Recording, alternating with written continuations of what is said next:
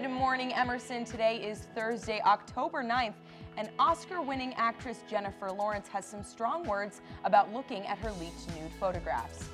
And the Utah Jazz made headlines for the first time, maybe ever, when they signed the youngest player in history, 5-year-old J.P. Gibson. Good morning, Emerson. I'm Madeline Avery. And I'm Mike Canalupo. Good morning, Maddie. Hi, Mike. How are you? I'm great. I'm so excited to be on my first Thursday show of this semester. I'm excited to be here with you. So when I'm not on the show, mostly I spend my time just watching YouTube videos. Okay. And yesterday I found probably one of the top 5 YouTube videos I've ever seen in my life. And I don't want to give away much. Yes. I don't want to give away much because we're going to be talking about it later, but it involves kangaroos and it involves fighting in a suburban neighborhood. You're looking at it right now. Just let's stop showing that video because it's the great. buildup is important. It's great. We're going to talk about it later. But we also have our do-it-yourself correspondent, Lauren Lewis, in studio today, and she's got some fall crafts for us. Halloween is quickly approaching. There she is right now. She's got some pumpkin design with tissue paper. Yeah, I'm not like super crafty. Right. I'm not great at arts and crafts. So you and Christian will be handling that demo, we'll right? see how it goes, but we're excited. I'm glad we have Lauren here to show us. Yeah, and then somebody else who I'm excited to have here is our tech correspondent, Kieran Zering, who's actually doubling up as our camera one today. Yes. He's a tech correspondent because he knows behind the scenes everything. Look at him, he's just smiling. You, Kieran. Oh, He's what a a happy ham for guy. the camera. Oh, Wow. Born for camera. Operating and being in front of the camera, I guess, jack of all trades. Thanks so much, Kieran. Well, now we're going to send it over to Claire Kerr, who has more news on the fight against Islamic extremist group ISIS in Syria. Claire?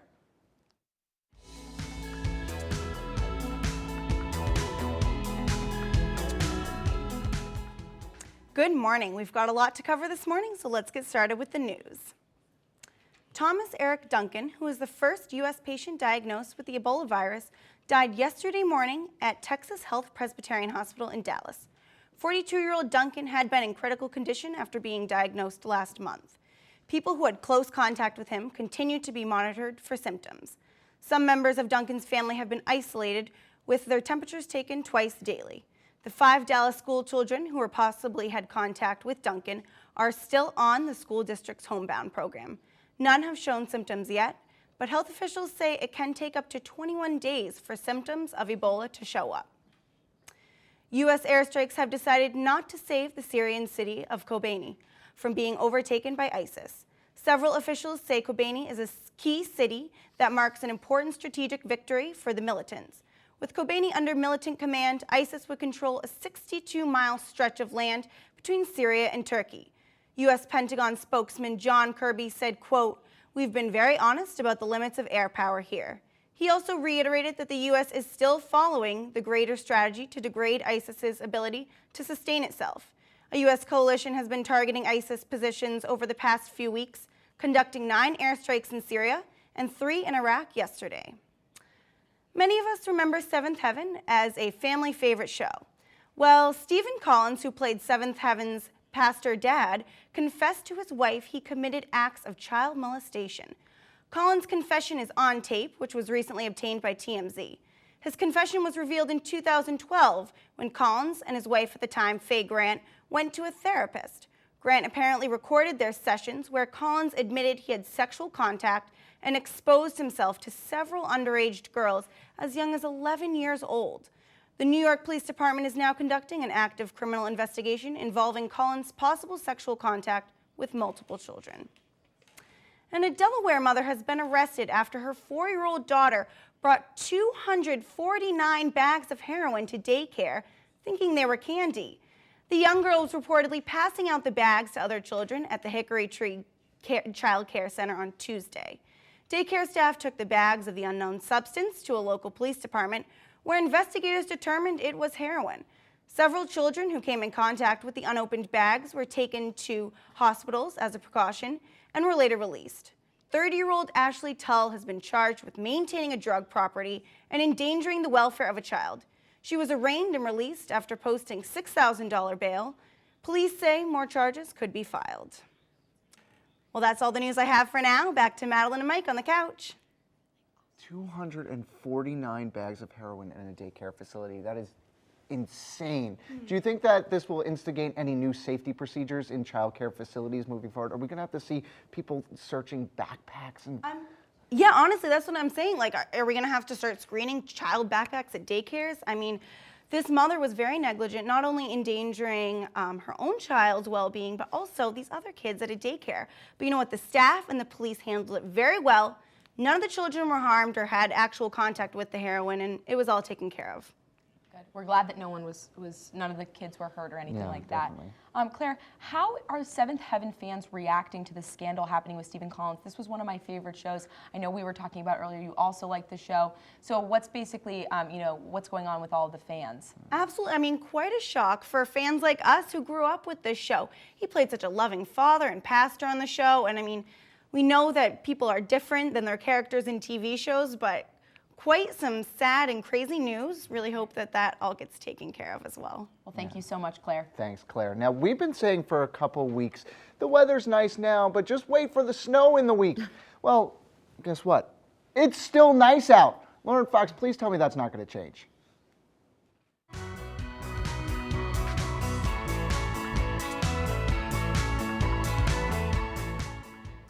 Yeah, I'd say so. Thanks, Mike and Madeline. I don't know if you guys woke up early yesterday, but at 6:25 a.m., East Coasters were able to see a total lunar eclipse for the second time this year. 2014 is a rare year with 4 total lunar eclipses. So if you didn't set your alarm to see the red-orange moon, you have 2 more chances. After yesterday's weather couldn't make up its mind, I'm excited to say that today will be sunny with an expected high of 63 degrees. Wind gusts could reach up to 25 miles per hour, so be wary if you're walking by the fountain in Copley Square. Tonight will be clear with lows in the upper 40s. The sun is expected to set around 6:15 tonight, so if you missed last night's full moon, you'll see tonight's almost as cool waxing gibbous with perfect clarity. Tomorrow will be partly cloudy with a high of 61 degrees. It will grow cloudier towards the evening, causing temperatures to dip down to the mid-40s. Definitely remember to take a jacket with you if you're going out on Friday night. No matter what, our 5-day forecast is looking up because we have a 3-day weekend ahead of us. Friday will be partly cloudy with a high of 61 degrees. Those clouds will take over most of the sky on Saturday, and there will be a 50% chance of rain with highs in the mid-50s. Sunday will be partly cloudy with a high of 58. Your Columbus Day will be mostly cloudy with a chance of rain, but who cares when you have a Monday off? Because it's likely that Saturday will be rainy, you should definitely go out on Friday or Sunday night if you're planning on hitting the town this weekend.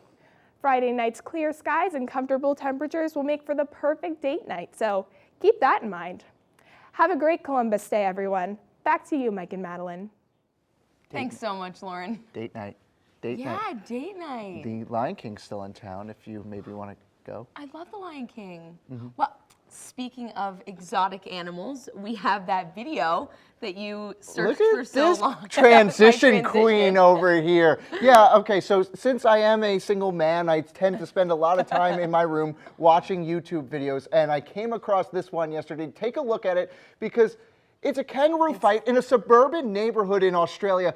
Just imagine, like, walking out of your door and seeing this. Yeah, I don't know if this is normal for them. I mean, I feel like Australia is kind of a crazy place, so I don't know if you're just walking out, you're like, all right, yeah, that makes sense. Yeah, that's good. Keep going. The I want you to funny do an thing that's Australian accent interesting the rest of the time. is that I heard, we were talking about before that they can actually support all of their weight on their tail. Yeah. So as you can see, they're lifting up and kicking each other. Yeah, it's all for the kicking motion. Yeah. Forget Manny Pacquiao versus Floyd Mayweather. Like, this is the fight of the year. I want Logan Reaver to do a full analysis of this fight. Yeah. So they actually tend to fight because of female issues. Yeah, so you know, they're obviously fighting over a girl. So obviously. you know, I'm a lover, not a fighter. I don't really fight. But if I had to fight, it would be over a woman. All right, we're going to toss you to commercial. When we come back, Logan Reaver will be here to give us our sports news.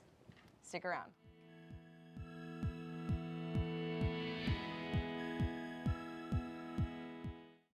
The NHL is back, the MLB postseason is in full swing, and Logan Reaver is here to talk about it all. Logan, take it away.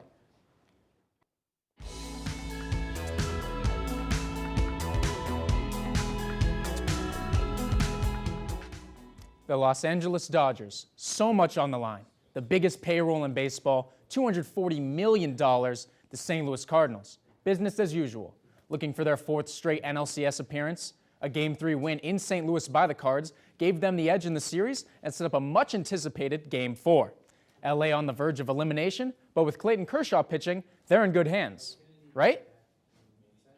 We take 2 St. Louis, where it's Kershaw looking to bounce back from a rough Game 1.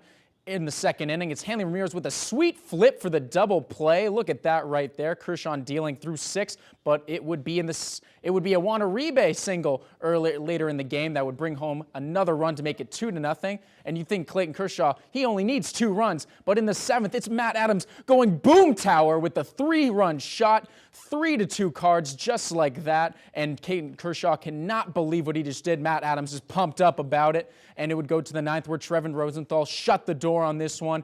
Crawford grounds out. That's your ball game. 3-2. Cards advance to the NLCS.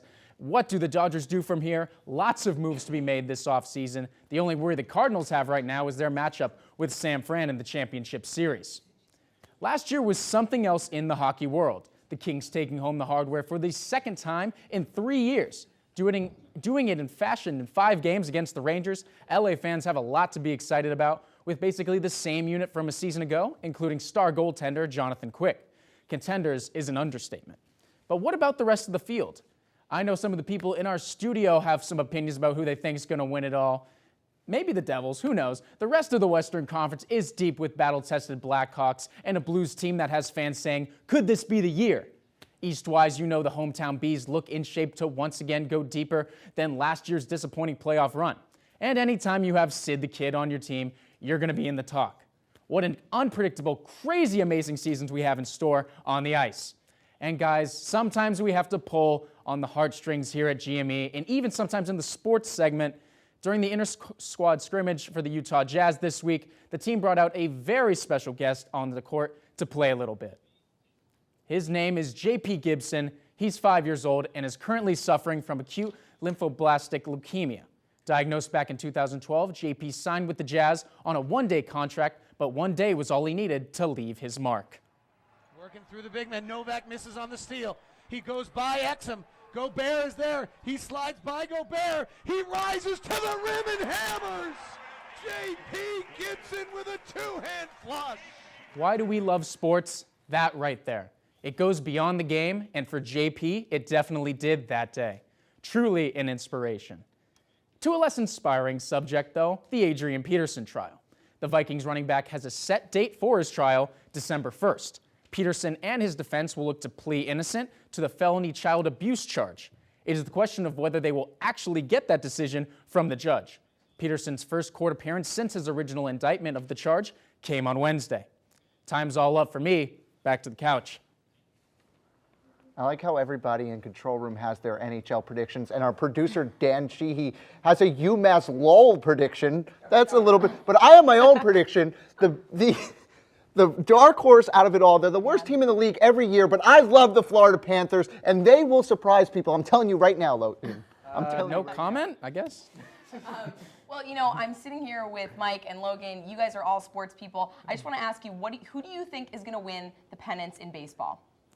Well, to the pleasure of one of our producers, Sarah, I am going to say the Giants come out of the NL and the Orioles come out of the AL. An orange and black World Series to come. All right, stay tuned. All right, when I have a question about technology, I usually Google it. Okay. And then after that, I go to Yahoo Answers if that doesn't work. And then I guess third, I go to Kieran Zering. Here he is now. Thanks, guys. Today I'll be giving you a look at some of the hottest apps that you need to know. Let's get started. First, let's check out Yik Yak. Described as a digital bulletin board, Yik Yak lets you post short sentences for people in your area to see. Best of all, it's entirely anonymous, so naturally hilarity ensues. This app is one of my favorites at the moment, and it has definitely reached a new level of popularity in the past few months. If you like a good laugh, download Yik Yak at the App Store now for free. Next up is the now infamous Tinder, which promotes itself as a way to connect with new and interesting people. Tinder uses your location to show you pictures of fellow users that you can either swipe right on to like or swipe left on to dislike. If you like someone who also likes you, Tinder will send you both an alert, and encourage you to start a conversation. Tinder is a fun app to play around with, but online dating can be a bit sketchy. I would suggest passing on this one unless you're ready to put yourself way out there. Finally, we have Uber, which is the 21st century solution to cabs. Just type in where you're going, and using your phone's GPS, Uber will send someone to take you there. The best part is that since Uber is already synced with your credit card, all you have to do is choose a destination, get in, and get out. If you live in a city, Uber is a must, but for those of you in the country, you can probably skip this one. Well, that's all the time I've got for you today. As always, keep it locked on GME for all your tech news needs. Sending it back to the studio, I'm Kieran Zarin. And we're back. Now we are joined with Maya Zak and Nick Rebusel, the executive producer and director of MTV Games. So let's start off with, what is MTV Games? MTV Games is Emerson Channel's brand new game show. Okay. It's not just a game show, it's also a show about personality. So Okay. like we have different hosts and crew from other Emerson Channel shows working together to, compete in these tasks and hopefully win something. And this is a pretty brand new idea. I mean, it's been done in the past, but this is the first time it's been done recently, right?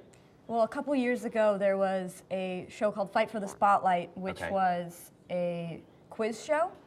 MTV Games is more in the style of Hollywood game night, so the Okay. contestants are competing in all sorts of games. Some are quiz shows, quiz-type games, and some are more athletic-based I like to think of it like Double Dare, physical challenges, and then you get points So- for so answering like some questions, yeah. Some slime will be there. Hopefully. Okay, great.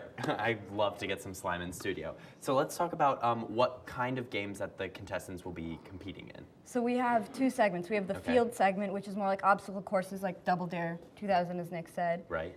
And then in studio, we have both quiz-type games and then more physical challenges. We don't want to give away too much. Okay, I You'll have to watch understand. the show, and you're one of our contestants, so I definitely can't spoil it for you. Right. But so where are you getting all of your contestants for the show?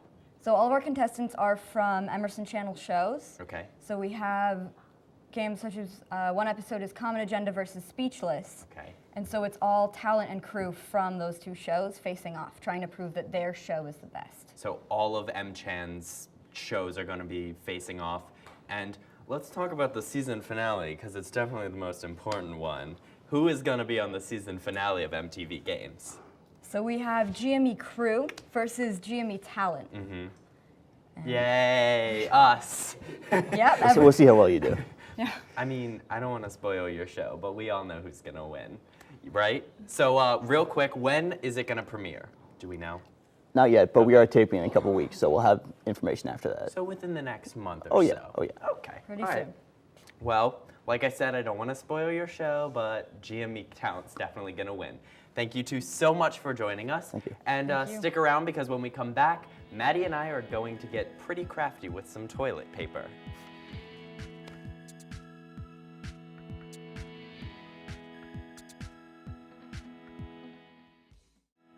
Welcome back, everyone. The producers of one of my favorite shows, American Horror Story, have some big news. Our entertainment guru, Maggie Morlath, has that and more. Maggie?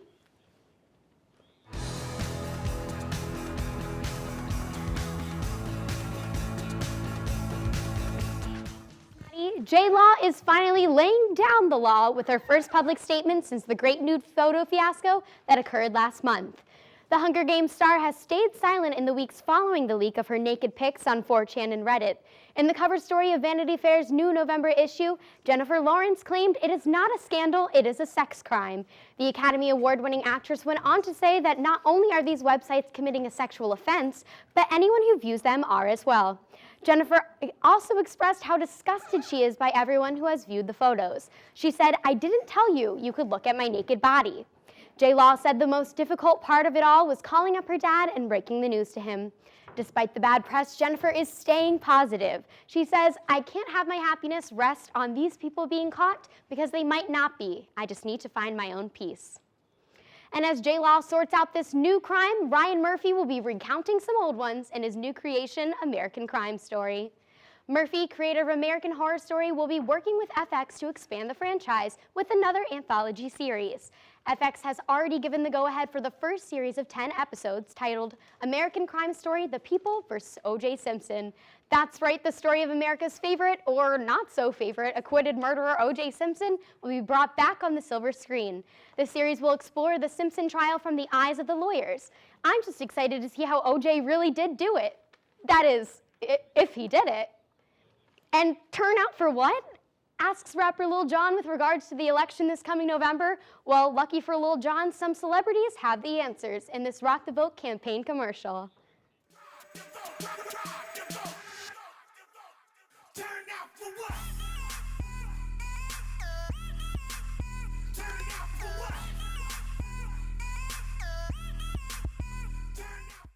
So what are these stars coming out to vote for? Lena Dunham is turning out for reproductive rights, Natasha Lyonne for prison reform, and Lil Jon himself is turning out for the legalization of marijuana. Who'da thunk? Okay. And we end with some unfortunate news today. Singer and former star of the Smiths, Morrissey, has revealed that he is undergoing procedures for cancer. Morrissey canceled part of his U.S. tour this summer to be treated for a respiratory infection. Though his health has recently been in decline, the singer plans on continuing his career. Morrissey says, "I've had 4 cancer scrapings, but so what? If I die, I die. If I don't, then I don't. As I sit here today, I feel very well, and we all certainly wish him well." This has been Magsmo with all the entertainment info you need to know.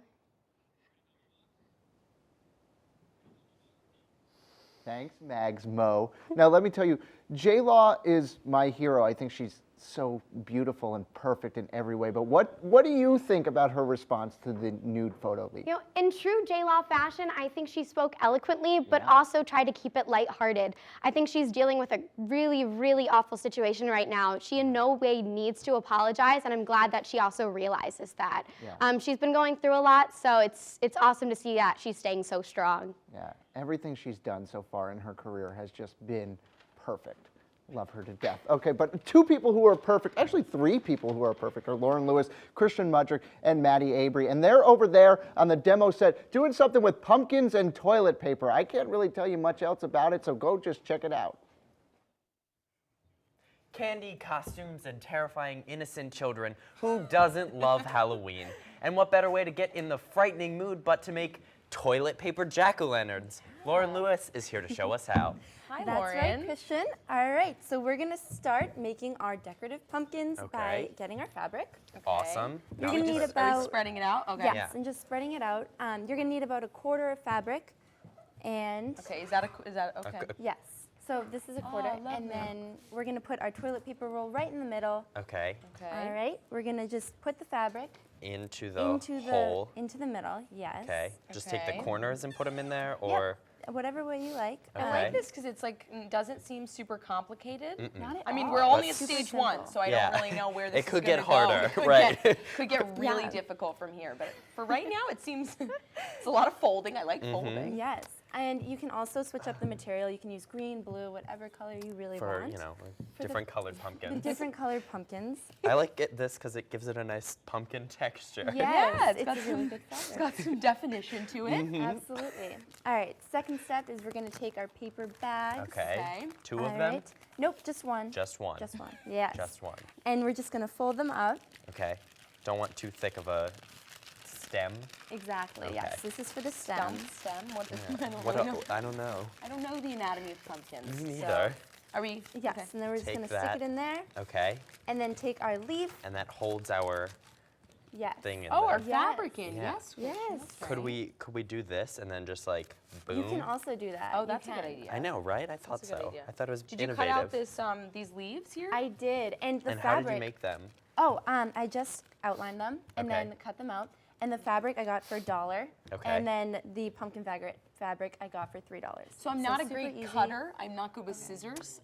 So would you recommend like maybe like a stencil? Could I have like a stencil or something? Yes. Okay. Yes, you can You always can buy make a your own stencil. I stencil can make even. a stencil Yeah. too. Yeah. Yeah, absolutely. I love it. Yeah. But yeah, so it's a super easy way to kind of add some decoration to your dorm room, to anywhere. But And Lauren, Oh, look. Oh, hello, Mike. Left out, so I want to. That's okay. You can join us. What else could we like make? I What? feel like if you took like a Sharpie, you could even draw like a face on it and like do like a You jack-o'-lantern. absolutely Right, could. but and I don't think that we have to limit ourselves to pumpkins either. Like toilet paper, It you could can be make an like apple. apple, right? apple. I'm thinking like first grade teacher or something like that. If you got some white Right? fabric, you might be able to make like a skeleton head. I think that could be really Okay. cool. I mean, okay, I'm thinking outside the box I'm, here, but I'm, like. I'm Wait, consistently. now, Lauren, I want to know, where can I get these materials? Okay, so you can get these materials at any craft store, Michael's Arts and Crafts. There's also Okay. one nearby Emerson, which is Windmill. And super cheap materials, super easy to get. Toilet paper you can get at CVS. Yes, yeah. toilet paper you can I'm purchase not at really sure CVS. if you knew And about do you have a that. preference? 1-ply, 2-ply? Yeah, I mean, it's up to you. It's totally up to Charmin double strength. I Mike, want wanna some make one? really plush yeah, pumpkins. yeah, I'm Yes. gonna make one. Yeah. I'm gonna just break this one apart, even though it was Yeah. perfect, and do that. But I think that's all the time we I have think for it is. today. Please join us on Tuesday. Tuesday. Because we have a great show planned for you. Thanks for joining us. Have a great day.